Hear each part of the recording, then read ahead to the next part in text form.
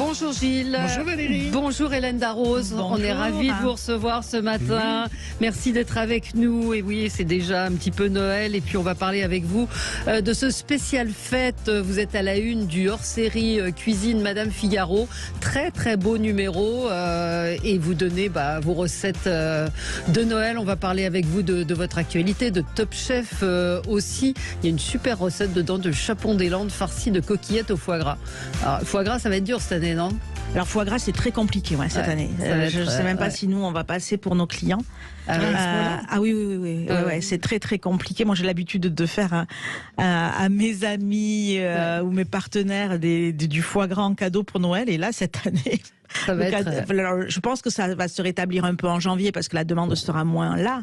Mais là, ce mois de décembre, je sais même pas nous si on pourra, si au dernier moment il faudra pas le retirer de la carte parce qu'on n'aura pas les quantités. À ce point-là, il y a eu la grippe aviaire, c'est ça ? Exactement. Principalement, c'est ça qui a décimé. C'est exactement ça. Qui a décimé les troupeaux, enfin comment on dit, les basse-cours, les élevages. Les élevages de canards et de volailles en général dans le sud-ouest. Hélène Darroze, c'est 3 étoiles à Londres au Connaught, 2 étoiles à Marsan, à Paris, rue d'Assas dans le 6e, 1 étoile à la Villa Lacoste, pas très loin d'Aix-en-Provence. C'est Joya, restaurant gourmand, et bientôt Joya Bun, où vous ferez des burgers à Paris. Vous avez une vie bien mouvementée, et on va reparler de tout ça avec vous, puisqu'on va vous retrouver également, je le disais, dans Top Chef. Avec un rôle spécial. Vous avez le temps de regarder la télé ou pas ? Non, pas du tout.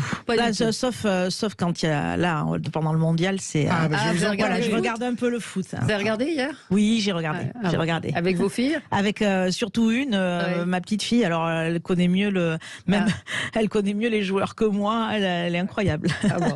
Alors, Gilles, vous faites des plateaux télé ou vous mangez avant ? On fait plateau télé. C'est vrai ? Il y a quoi dans le plateau télé ? Alors c'est pas un plateau télé. Disons qu'on a mangé devant la télé là sur la petite table basse. Alors je lui ai fait plaisir à ma petite fille qui adore les pâtes, et elle adore les pâtes bolognaises. Donc j'ai fait des pâtes bolognaises. Très voilà. C'est toujours une valeur sûre. Gilles, on passe au zapping. Sud Radio Média, l'instant zapping. Alors Valérie, d'habitude, quand je vous parle de sport dans le zapping, je vous diffuse la balle de match, le moment fort de la fin. Mais hier, en fait, le vrai tournant s'est passé à la 5e minute, car le but de Théo Hernandez a changé la physionomie du match. Parce que dès que vous marquez un but d'entrée, vous cassez le moral de vos adversaires. Et là, il y a de l'espace. Se glisser dans le petit espace avec Antoine Griezmann. Et la reprise en 2 temps. Non, il ne pourra pas si. Finalement, au second poteau. Au second poteau qui est là. Encore Théo Hernandez qui était plus haut que tout le monde sur ce premier ballon de Kylian Mbappé repoussé. Et notre latéral gauche qui est là pour projeter ce ballon au fond des filets. Aucun drapeau ne s'est levé pour l'instant. Et s'il ne se lève pas, ça veut dire que les Bleus mènent à 0 dès le début de cette demi-finale, après 5 petites minutes. Carton d'audience, évidemment. 20 millions 7 de téléspectateurs, pic de 23 millions. Mais moi, j'ai un truc rigolo pour vous, Valérie. D'après vous, quelle est la part de marché sur les hommes de 25-49 ans qu'a fait TF1 ? 80%. Bravo, 81% des hommes 25-49 ans ont regardé. Et la ménagère de moins de 50 ans, c'est pas loin, 74%. Carton, c'est un énorme carton. Tout le monde a regardé, même ceux qui... la finale, ça va être quelque chose. Après avoir vu les joueurs dans les vestiaires, Emmanuel Macron était en joie après avoir vu les joueurs. Il ne tarissait pas d'éloges sur cette équipe de France. C'est formidable, on est très fiers, immensément fiers. Et je pense que nos compatriotes ont besoin de joie simple et pure. Le sport en procure, le foot tout particulièrement. Donc moi je suis beaucoup mieux maintenant qu'il y a 1h30. Les Marocains ont formidablement bien joué. Et je pense que le match n'était pas le même s'ils égalisaient. On a vu beaucoup de cœur, on a parfois souffert, mais on a vu une très grande équipe. Voilà. Et moi je veux dire un immense merci à notre sélectionneur Didier Deschamps et en fait à cette équipe qui est un mélange de plusieurs générations. Et c'est ça qui est formidable. Donc Didier Deschamps est là avec sa baraka et son talent et on sera tous là derrière. Donc on la gagne. On rapporte la coupe. Vous pensez qu'on va rapporter la coupe ? Moi j'y crois. Moi j'y crois. Ouais, ça va pas être facile, mais moi j'y crois. Ils sont forts les Argentins. Ouais, ils sont forts, mais. Et en plus les Français ont pas super bien joué quand même hier. C'était. C'est une spécialiste de foot qui vous le dit. Absolument. Non, mais ils ont un collectif qui marche vachement bien. Oui, non, c'est vrai. Et puis il y a Griezmann. Alors moi, ce Griezmann, je le trouve. Il est formidable. Enfin, moi hier, il était partout, quoi. Est-ce que vous avez déjà reçu des joueurs de foot dans vos restaurants ? Plus à Londres qu'à Paris. Plus à Londres qu'à Paris. C'est reçu qui à Londres ? Londres? Comment? Vous avez reçu qui à Londres? Oh, je me souviens pas. Moi, des grands joueurs de foot. Elle a surtout servi le prince Charles, Hélène. Hein, oui, il y a longtemps. Il y a longtemps, le prince, oui. c'est le roi. Le roi, mais à l'époque, c'était le prince. Vous l'avez rencontré. Deux fois, ouais. Voilà. Allez, on continue. Évidemment, chère Hélène, je vous ai aussi gardé quelques sons, rien que pour vous, des sons culinaires. En commençant par ce reportage hier, c'était dans le 20h de France 2, sur les escroqueries alimentaires sur les marchés de Noël. Ouais. Écoutez, c'est assez édifiant.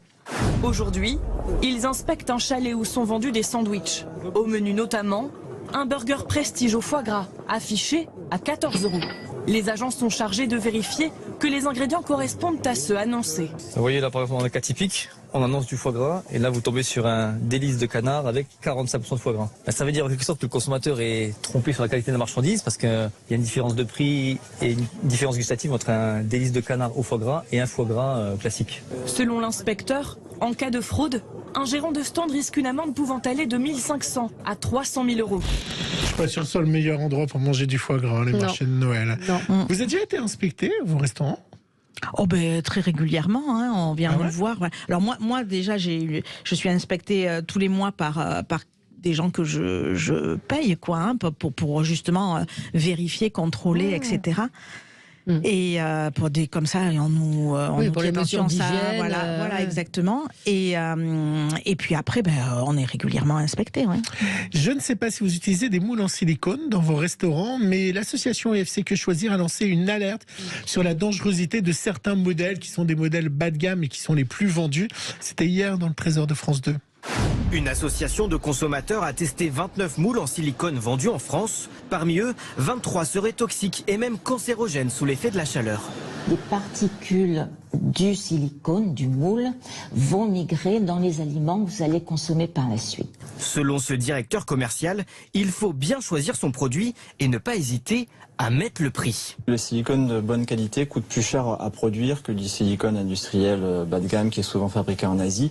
Après, il faut savoir où acheter. Dans le doute, les plus prudents préféreront utiliser des moules en verre, un peu moins pratiques, mais parfaitement inoffensifs. De toute façon, le silicone, vous l'utilisez, Si, on l'utilise un peu, oui, on l'utilise un peu en pâtisserie, mais bon... des choses professionnelles. Ouais, voilà, c'est ça, on est dans vraiment du professionnel, quoi. Évidemment, les marques AliExpress, oui, évidemment, c'est pas... Voilà, ça vient d'Asie, mais il y a aussi Carrefour Home, c'est quand même pas génial, quoi. Non, achetez plutôt de la qualité. Cyril Lignac, qui, comme vous, est une des étoiles culinaires de M6... fait, vous le savez, chaque soir des recettes en live. C'est un programme assez étonnant et il est souvent en duplex. Et c'est mon son musical du jour. Parce que hier, dans ses cuisines, il y a une chorale qui est venue l'accompagner pendant qu'il faisait les recettes. C'était un moment étonnant de direct.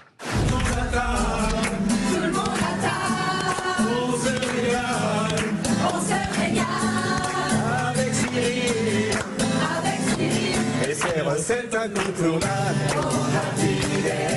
Voilà. C'est jamais une chorale. J'ai eu des bandasses pour faire la fête, mais pas cette chorale comme ça. Qu'est-ce que vous pensez de l'émission de Cyril Lignac, de faire de la cuisine en direct comme ça? C'est un vrai pari. Comme je regarde pas trop la télé. Vous n'avez pas jamais vu? Non. Vous l'avez pendant le confinement non plus? Non. Mais moi j'aime beaucoup Cyril. C'est un garçon formidable et je trouve qu'il... Voilà quoi. Il est inventif, hein. Ouais, voilà. Tant ce qu'il fait à la télé comme dans ses restaurants ou dans ses pâtisseries, je veux dire, c'est un bosseur, c'est un gars sérieux et je suis, moi je lui tire mon chapeau en tout cas. Oui, ils se tirent pas tous dans les pattes, les chefs. Il y a une vraie amitié entre vous, entre certains, parce qu'on se dit que dans ces milieux-là, c'est parfois dur, mais c'est pas. Et Cyril, maintenant, il est à Londres aussi. Il a son restaurant à Londres, donc c'est en échange, quoi. Voilà, il me dit comment tu fais au début. Enfin, parce que voilà. Vous donnez des conseils. Ouais, voilà, c'est ça exactement. Vous allez nous donner des conseils pour les fêtes. Il y a un auditeur qui dit par quoi on remplace le foie gras. c'est pas évident, mais on va en reparler à l'occasion de la parution de ce très beau numéro du Madame Figaro cuisine hors série avec Ottolenghi, avec un dossier consacré à l'Italie. Bref, on y revient dans un instant. À tout de suite. 10h, 10h30. Sud Radio Média. Sud Radio Média, l'invité du jour. La couper, non, c'est bon. Et la bûche vient d'arriver. La bûche Hélène Darroze vient d'arriver. On vous la montrera. Si vous nous suivez sur Facebook, YouTube. D'ailleurs, vous êtes de plus en plus nombreux à nous suivre. On est très très contents. Merci de votre fidélité. L'invité du jour, c'était Hélène Darroze. Une pluie d'étoiles. Marsan, son restaurant gastronomique. Enfin, votre restaurant, vous êtes là, Hélène. Gastronomique 2 étoiles. Le Connaught à Londres 3 étoiles. La Villa Lacoste 1 étoile. Votre bistrot. Gilles vient de faire un. Votre bistrot Joya gourmand qui est à Paris dans le 2e arrondissement. Top Chef, je ne sais pas comment vous faites. Et puis cette bûche magnifique que vous venez nous apporter. Peut-être commenter cette bûche. Alors cette bûche, c'est pas moi qui en ai eu l'idée. Je suis hyper honnête et qu'il a. Enfin sur les parfums après j'ai un peu plus j'ai été impliquée, mais c'est mon chef pâtissier de Marsan, Johannis, qui un jour m'a proposé, m'a dit pourquoi on ferait pas une bûche, et puis il est arrivé avec ce dessin donc qui représente des rouelles de barrique d'Armagnac et en bois du coup et voilà, et c'est un dessert autour du chocolat, de la mandarine, du marron et de l'Armagnac. Attention Gilles, attention, retirez peut-être la boîte et voilà, mais c'est vrai que c'est gourmand. Ce hors-série Madame Figaro cuisine, vous êtes à la une, très jolie photo avec un spécial fête. Les fêtes, ça se passe comment chez les Darroze? C'est familial? Ça se passe en famille, ça se passe en famille, en général dans le sud-ouest, dans le fief, quoi. Dans le fief, voilà. Et c'est vous qui cuisinez? Et oui. Et il y a toujours le même menu ou pas? Non, pas toujours, non, pas toujours. Enfin, quand même. Votre maman cuisine très bien, on la salue si elle nous écoute. Ouais, elle cuisine bien aussi. Elle fait pas mal les desserts. Il y a toujours, Noël, c'est toujours aussi l'anniversaire d'un de mes neveux, donc qui adore la charlotte aux pommes de maman. Donc elle fait toujours une charlotte aux pommes qui est délicieuse. Comment vous arrivez à gérer tout ça? Parce que c'est beaucoup de restaurants. Top Chef, ça vous prend du temps. Alors Top Chef, il y a des auditeurs qui nous disent c'est quand. Gilles, c'est en janvier, normalement. Ça ne se communique pas. Janvier, début février. Mais ça va bientôt arriver. C'est en tournage. Et surtout, il y a une conférence de presse assez étonnante parce qu'il y a des nouvelles épreuves. Et surtout, votre rôle qui va changer. Vous allez démarrer l'émission. Vous n'aurez pas de brigade. Et vous allez la constituer à fur et à mesure. En fonction de l'évolution des autres brigades, c'est ça? Alors exactement. Alors c'est pas tout. En fait, moi je récupère les éliminés et je fais un petit concours secret que personne n'est au courant. Et surtout pas les éliminés ni les candidats. Donc les éliminés à chaque fois ils sont surpris que j'aille les repêcher. Et parmi ces éliminés, j'essaye de trouver la personne qui va intégrer avec moi le concours en quart de finale. Vous aménagez les restes, en fait. Exactement. Vous accommodez les restes. Voilà, comme ça fait... En fait, ça fait trois années consécutives que je gagne, donc il fallait quand même laisser une petite chance à mes 3 copains, mes 3 collègues. Donc, et c'est quoi la boîte noire qui devient la boîte blanche? Alors, la boîte noire est toujours... Alors, moi, j'étais pas sur ces épreuves-là, puisque je ne suis pas dans le concours Top Chef avant les quarts de finale.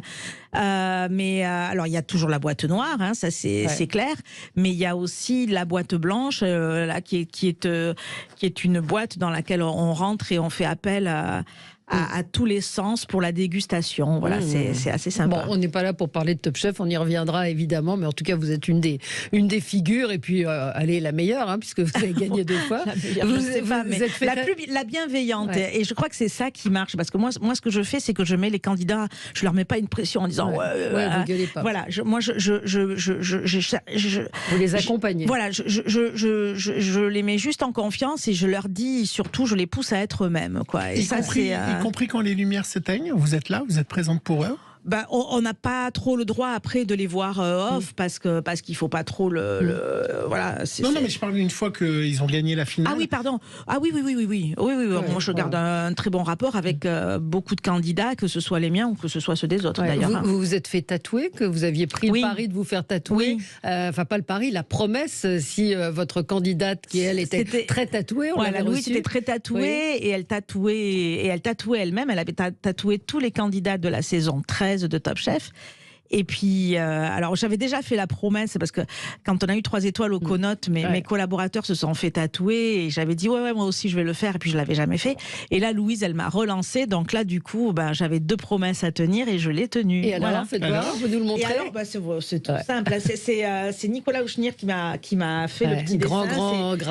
Très grand artiste, et donc c'est une étoile. C'est les initiales, nos 3, parce que quand mes filles sont arrivées, dans ma vie, j'avais l'habitude de signer HCQ, nos initiales. Hélène, Charlotte Kitry.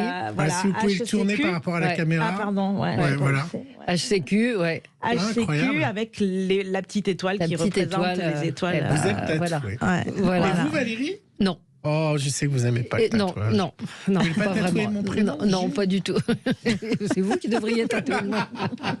Noël chez Hélène Darroze, donc vos idées de réveillon, de menu. Alors c'est vrai que le chapon des Landes farcies, ça fait longtemps qu'on se connaît. Hélène, c'est un grand classique qui est assez bluffant, peut-être déjà donné. C'est la recette que je donne à toutes mes copines. Donc c'est un chapon. C'est un chapon qu'on farcit avec des coquillettes au foie gras. Voilà. Et les coquillettes sont cuites avant ou pas? Oui, ce qu'on appelle blanchies. Elles sont cuites vraiment très al dente parce qu'elles vont continuer de cuire dans la volaille. Donc elles sont cuites 4-5 minutes, très, très, très al dente. Et voilà. C'est prestigieux des pâtes pour Noël, des coquillettes. Écoutez, je peux vous dire, faites-le. Vous allez voir, ça fait un effet de bœuf sur la table. Et le foie gras, alors comment on va faire s'il n'y a pas de foie? Alors les véganes sont contents. Dans ce Figaro Magazine, il y a un Noël vegan. On peut noter que c'est assez original. Moi, j'ai regardé les pages Noël vegan. C'était plutôt intéressant et rigolo de voir un Noël que vegan. Après, on peut remplacer par plein d'autres choses. Alors, on peut remplacer par du homard, parce qu'homard et volaille, ça va des médaillons de homard ou des crevettes qu'on fait revenir comme ça. Ça fait cher. Sinon, on peut faire des dés de potiron, on peut faire des champignons. Dans le Cher encore, on peut faire avec de la truffe, bien sûr. Mais il y a plein de choses qu'on peut imaginer avec des pâtes.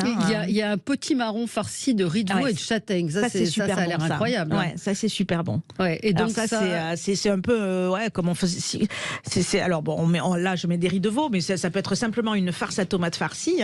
On farcit le potiron ou le potimarron et on cuit à basse température assez longtemps. C'est fondant, c'est délicieux. Moi j'ai une grave question. Bûche de Noël. Bûche glacée ou bûche gâteau? Alors moi, pour la bûche, je suis... C'est très important.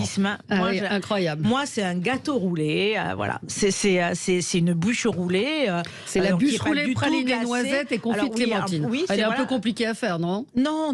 Alors celle-là, pas du tout. Je l'ai vraiment faite pour qu'elle soit réalisable. Et que le biscuit se casse pas. Exactement.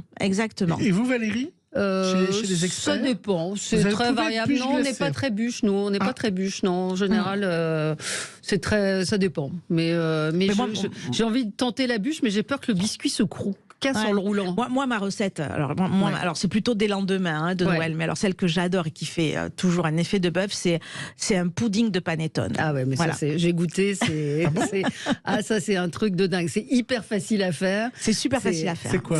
Dites-nous. C'est du panettone que vous mettez dans un plat un peu beurré et vous faites un appareil à pudding qui est tout simple, des œufs, du sucre et de la vanille et du lait ou de la crème, peu importe. Hop, vous mettez bien, vous versez jusqu'à ce qu'on voit plus le panettone et puis vous mettez au four jusqu'à ce que ça cuise. Alors ça va gonfler, après ça redescend, mais c'est tout simple. Mais alors c'est tellement bon. C'est délicieux. Et puis il y a tous vos livres aussi. Joya par Hélène Darroze, ça c'est des recettes gourmandes et faciles. Il y a Chez moi automne-hiver, là aussi des recettes. C'est un petit livre assez pratique et plein de bonnes recettes si vous cherchez des idées de cadeaux. Des idées de cadeaux, c'est une super bonne idée. Alors, nos auditeurs, ils sont fous avec la bûche. Ils disent mais on voudrait goûter. Vous pouvez pas faire gagner une bûche, c'est compliqué à envoyer. L'envoyer, c'est pas fragile possible. Parce que c'est un boulot colossal. Elle est magnifique. Oui, c'est du boulot. C'est du boulot. Après, on a fait dessiner le moule et tout, mais oui, c'est du travail. Ouais, c'est un gros travail. Elle est actuellement si vous nous suivez en direct sur nos comptes YouTube, là vous la verrez en très gros plan. Merci, John. Bon, et vous restez à Paris, non? Vous repartez dans les Landes? Landes. Ouais, je passe Noël dans les Landes et après la fin d'année à Paris. Bon. Et on peut dire que tout Top Chef est en boîte. Quasiment. Sauf les résultats. Sauf les résultats. Voilà. Bon, ça s'est bien passé, il y a des bons candidats. Il y a des bons candidats, il y a des surprises. Ouais, il y a des très bons candidats. Non, c'était une belle saison. Vous n'êtes jamais lassé de Top Chef? Non. Bah, cette année, en plus, comme j'avais un rôle un peu différent, c'était rigolo. Non. C'est fatigant, faut le dire. C'est des journées très longues. Vous y allez à 6h le matin. Et on rentre tard. Et non, je suis pas lassée. Je suis juste un peu. Des fois, je me sens un peu coupable de plus être autant dans mes restaurants et avec mes équipes. Bon, ça dure aussi un petit moment parce que vous êtes quand même très présente. Oui, mais il y a 2 mois compliqués où il faut jongler entre les restos et voilà. Donc ça c'est. Alors si vous voulez casser la tirelire, comme disait Bernard Loiseau, parce que c'est aussi ça, aller dans les grands restaurants, c'est casser la tirelire pour un événement. Mais une expérience inoubliable. Et une expérience inoubliable. À Paris, c'est Marsan. À Londres, c'est le Connaught. Dans le sud de la France, en Provence, c'est la Villa Lacoste. Joya, plus accessible pour toutes les bourses. Puis il y aura les burgers bientôt, Joya Bonne. Et puis si vous voulez, faire Hélène Darroze, vous achetez le Madame Figaro Cuisine hors série avec des recettes chic et faciles. C'est un très très beau numéro, effectivement. Il y a Otolenghi, il y a des recettes assez. Il y a le sarrasin. Moi, j'ai découvert des recettes assez sympas. Très très beau numéro du Madame Figaro Cuisine. Merci Hélène. Et puis la bûche, faudra venir à Paris si vous voulez la déguster. On doit pouvoir la commander sur votre site, mais peut-être renvoyer, c'est pas possible. Merci à vous Hélène. Et nous, on se retrouve demain. Tout de suite, c'est Jean-Jacques Bourdin qui doit être gourmand, je suis sûre.